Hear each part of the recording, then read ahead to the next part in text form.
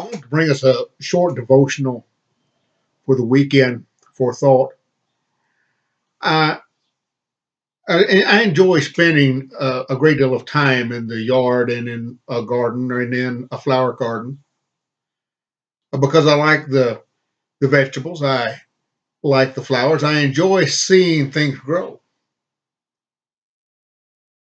But as with every agriculture type situation or living in a place where agriculture is the business, there are always weeds that occur. And we all understand this idea of fighting weeds, of spending our time doing these things, taking care of them, spraying them. But this morning, I've sprayed weeds a couple of times here around the building, and it just seems that they continue to take over in places they shouldn't be. And so I've got my hoe out this morning, and it's not a job that I enjoy doing. I don't like to hoe, but I went around and began uh, taking care of the weeds, and I began to think, I began to look around a little bit. And all of a sudden, you begin to realize there is no quitting place. There's no place to stop. They keep growing, they keep going, and you can turn around and look at where you've been, and there's weeds that are still there. Uh, and I began noticing little weeds everywhere. There's no quitting place. But I continue on. I continue to hoe the weeds. Even though it's a job that I don't like, I continue to do these things. I continue to fight. I continue to work at it. Do you know why I continue? The answer is simple. There's no quitting place. Not if I'm going to enjoy the things that I want to enjoy. In Colossians, the first chapter, starting in verse 21, he says, "And you who once were alienated and hostile in mind, doing evil deeds, he has now reconciled in his body," this is Christ himself. "He is reconciled in his body of flesh by his death, in order to present you holy and blameless and above reproach before him, if indeed you continue in the faith, stable and steadfast, not shifting from the hope of the gospel that you heard, which has been proclaimed in all creation under heaven, and which I, Paul, became a minister." He said, if you continue in the faith, being steadfast. Paul says this because just like the weeds that are unending, the trials and difficulties of this world come in this life.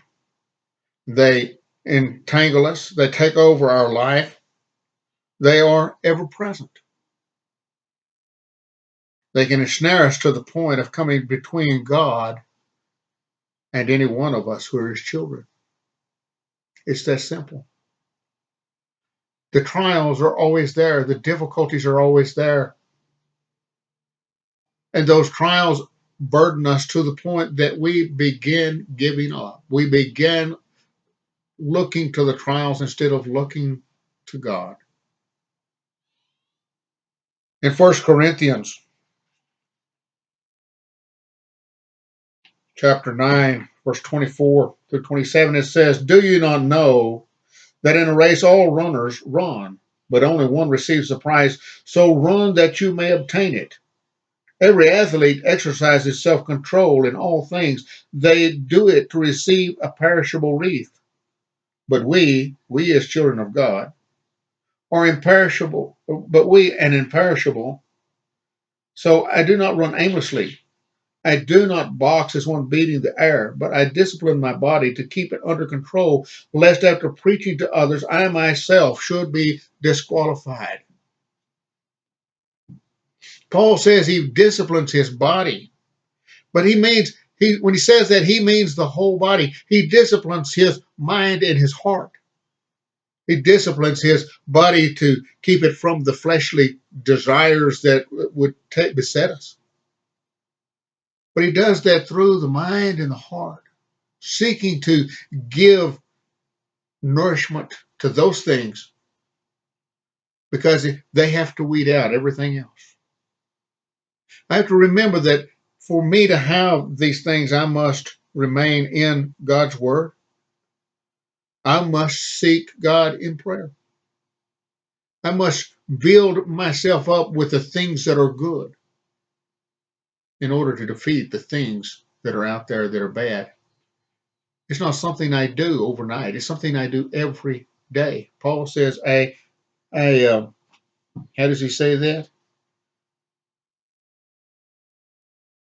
I do not run aimlessly as being in the air, but I discipline my body and keep it under control. But he talks about this being done each day, every day. As he looks at these, this is one who is a runner or this one who is a boxer, they don't just do it when they're ready to compete. They must do it every day.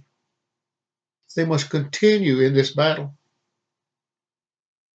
We have to seek the strength. We have to seek the encouragement that God gives us through his word and through our communion with him in prayer. It takes time, it takes effort, and it's often hard work. It's a continual battle. So why would I do it? Simply because there is no quitting place. And I want to enjoy the promises of God. I want to enjoy the promises of God. So I continue the battle. I continue fighting. I continue striving. This idea, each one of us needs to be, as Paul, keep on keeping on. Keep on looking at these trials, and yes, they're here. And yes, it's difficult for us to stay and do the things we do. It's sometimes we begin looking and thinking there's no hope. And I see many, many people on Facebook and in the media proclaiming no hope in their mind. There's just no hope. I also see a lot of people fighting to keep it alive, keep things going. We must remember that if we are going to have hope, we must continue to seek God each day. We must continue to live with him. We must continue to search his word, search our hearts, offer ourselves to him. James 1, verse 12. He said, blessed is the man who remains steadfast. Blessed is that one who continues on. Blessed is that one who strives forward towards God. He said, blessed is the man who remains steadfast under trial, for when he has stood the test, he will receive the crown of life which God has promised to those who love him. We need to be about our business seeking God. We need to look to God every time we think of this discomfort, every time we think of the trials that are pushing us to a negative place, every time we feel like we are under a load that we cannot handle. We need to go to God. We need to go to him in his word, and we need to go to him in prayer. Because I know as a Christian, each of us long and seek for that day when we shall be given that home in heaven and that eternal crown. I want you to continue to keep the faith. I want you to continue looking outside. The last couple of days have been beautiful. I want you to continue enjoying maybe the extra time you have. Use it somewhere. Use it inside. Use it to study. Use it to seek God's word. But stay steadfast and remain in him. I want you to enjoy this weekend. Sunday is what we would call Easter Sunday. I hope to bring a message that morning that will give us hope. I hope to see each one of you, or I at least hope to be able to encourage each one of you through the lesson.